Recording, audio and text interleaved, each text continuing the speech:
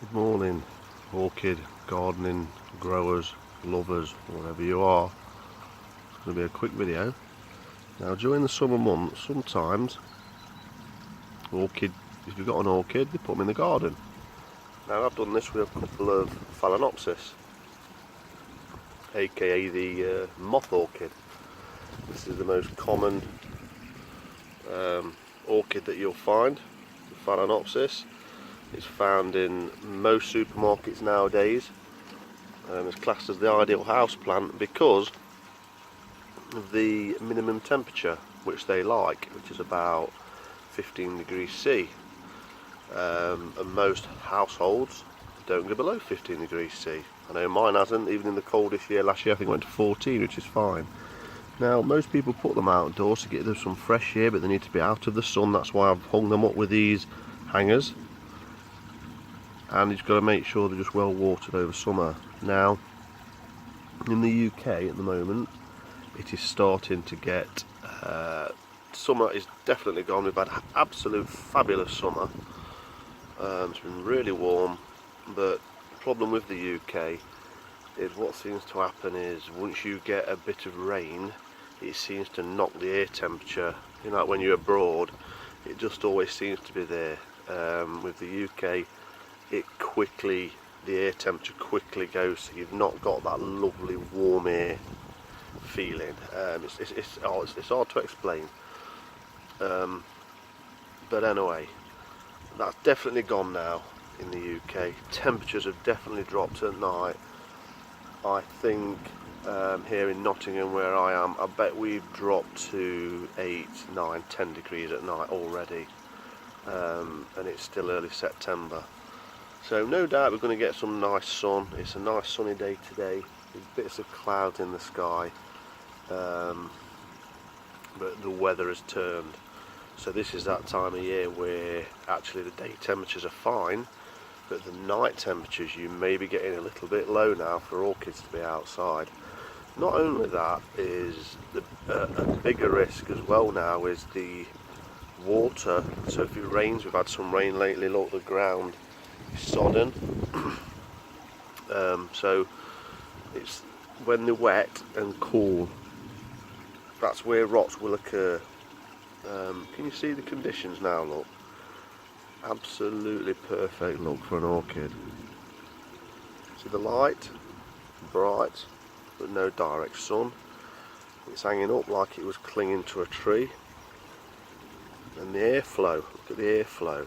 This is what they like, the airflow. All orchids like airflow. Every one of them. It's just the minimum temperatures you've got to get the knack of.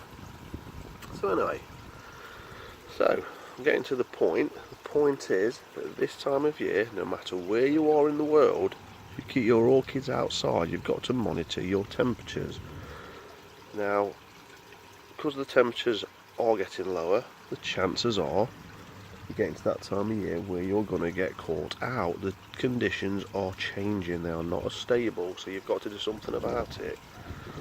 So what you could do, you could say, right, I'm going to put the orchids out in the day. They've been out all the time, all summer, so you could say, go to the hassle and say, I'll put the orchids out in the day. So I could every day put them out there, and then I could every day put them into my conservatory on that table there. I put a couple of orchids in there, look. Okay, so you could do that, so they're secluded, but they've got the warmth at night time, and then in the day bring them out to enjoy these sort of conditions. And then there will become a time where the day temperature becomes too cool.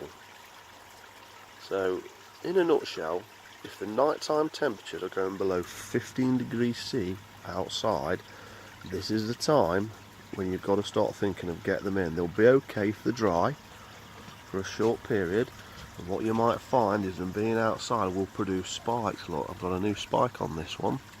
So that difference in day and night temperature will produce, hopefully, spikes for you. And if you've got Cymbidiums out, it will get them ready for flowering as well.